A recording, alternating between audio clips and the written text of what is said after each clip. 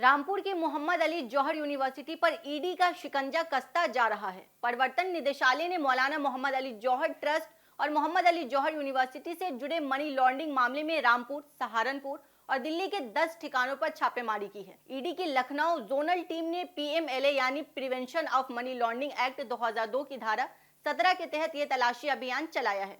ED की जांच का केंद्र सरकारी ठेकों से जुड़े पैसों का कथित गलत इस्तेमाल है। आरोप है कि कुछ निजी ठेकेदारों के जरिए सरकारी फंड को दूसरी जगह भेजा गया और बाद में इसकी रकम का इस्तेमाल ट्रस्ट और यूनिवर्सिटी के नाम पर संपत्तियां बनाने में किया गया। जांच में ठेकेदारों और ट्रस्ट के बीच पैसों के लेन देन की बात भी सामने आई है। आरोप है कि जिन ठेकेदारों को सरकारी काम से फायदा मिला, उन्होंने दान और निर्माण के जरिए ट्रस्ट और यूनिवर्सिटी में पैसा लगाया। अब ईडी इन लेन देन से जुड़े दस्तावेजों और पैसों की पूरी कड़ी खंगाल रही है। छापेमारी के दौरान ईडी वित्तीय रिकॉर्ड, जरूरी दस्तावेज और डिजिटल सबूत तलाश कर रही है। जांच एजेंसी का मकसद ये पता लगाना है कि कथित तौर पर सरकारी पैसों को किस तरह दूसरी जगह भेजा गया और उसका इस्तेमाल कहां किया गया। लेकिन जौहर यूनिवर्सिटी के सामने सिर्फ ईडी की जांच ही चुनौती नहीं है।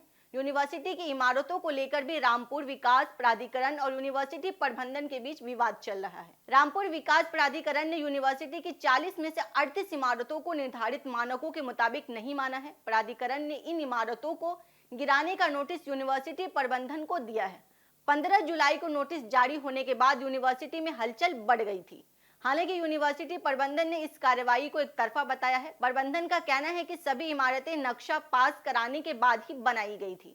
उसका यह भी तर्क है कि जब यूनिवर्सिटी का निर्माण हुआ था, उस समय इलाका रामपुर विकास प्राधिकरण की सीमा में नहीं आता था। प्रबंधन ने इस मामले में अदालत जाने की बात कही है। ऐसे में जौहर यूनिवर्सिटी को लेकर तस्वीर फिलहाल काफी गंभीर है।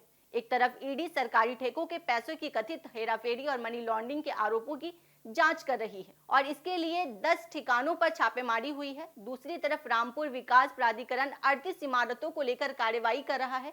अब सबसे बड़ा सवाल यही है कि ईडी की तलाशी में पैसों के लेन देन और संपत्तियों से जुड़े कौन से सबूत सामने आते हैं और 38 इमारतों को लेकर यूनिवर्सिटी प्रबंधन की कानूनी लड़ाई किस दिशा में जाती है।